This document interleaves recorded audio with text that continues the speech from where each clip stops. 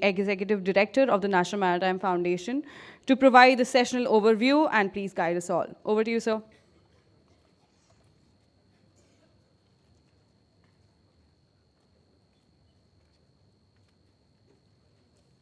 Good afternoon. I'm back. I seem to have drawn the difficult post-lunch slot, one of the many joys of being the executive director. Before I start, can I request the AV team to kindly play the sessional video?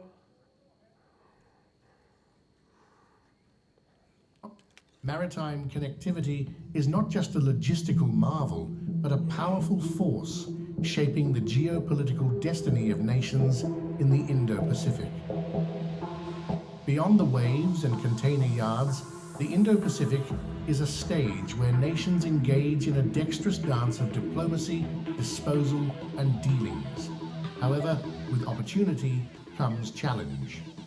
Geopolitical and geo-economic tensions create ripples on the vast ocean canvas. Yet, the Indo-Pacific is more than a stage for rivalry. Nations are forging partnerships, aligning interests, and building bridges across maritime horizons. From this perspective, this session will dwell upon matters relating to analysis of maritime connectivity and trade within the Indo-Pacific, and especially the Indian Ocean region. Lessons for the Indo-Pacific from the Russia-Ukraine conflict vis-à-vis maritime shipping and trade.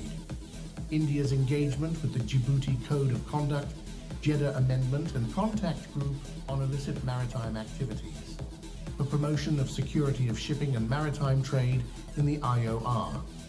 Overcoming Indo-Pacific supply chain challenges in respect of rare earth elements, rare metals, and energy-critical elements.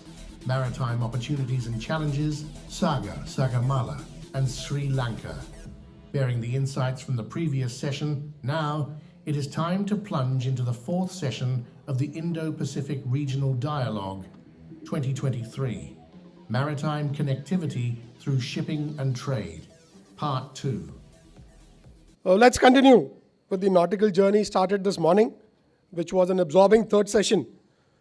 This fourth session is planned to cement your focus on the myriad aspects of shipping and trade and all that it entails, by getting into some specifics, however which I will leave for the moderator to enunciate in his opening remarks. I shall, however, in the next few minutes, use the broad brush and highlight certain influencing factors which impinge upon the dynamics of shipping and trade.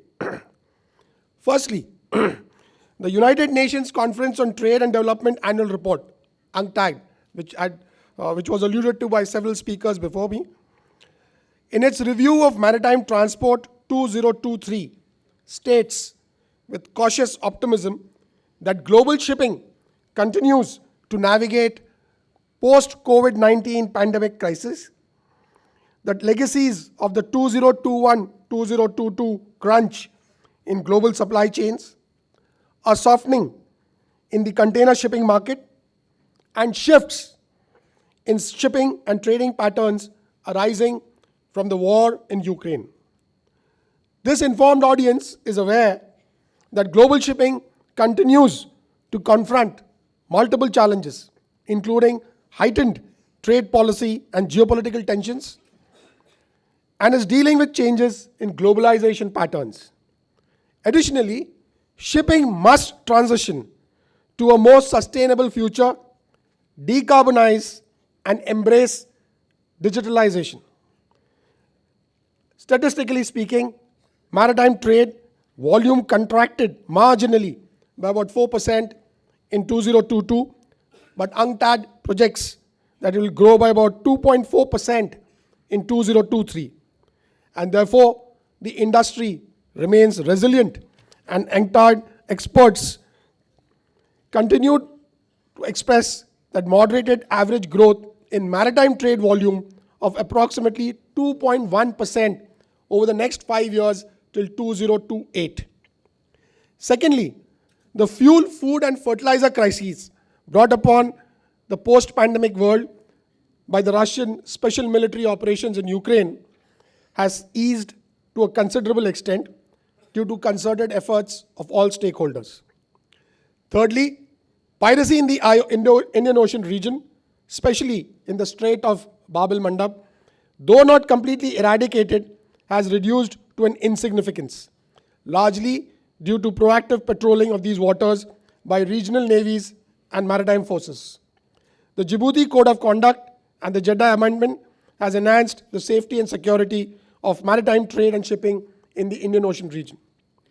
Fourthly, the availability of rare earth elements in certain geographies and the location of processing facilities and end users in certain different geographies presents a unique set of challenges which needs to be overcome. This challenge gets exacerbated when you factor in the fact that a majority of the rare earth element processing facilities are located in China. Finally, India's regional maritime policy of Sagar, which is security and growth for all in the region, and its domestic maritime policy of Sagarmala or port-led development presents both opportunities and challenges. It bears mention that Sagarmala was subsumed in the Maritime India Vision 2030, which has now been further subsumed in the Maritime Amrit Kal Vision 2047, announced recently by the Government of India, which the Honorable Minister also alluded to.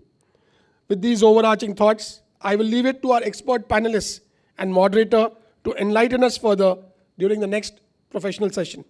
Thank you for a patient hearing, and Jai Hind. Over to you, Divya.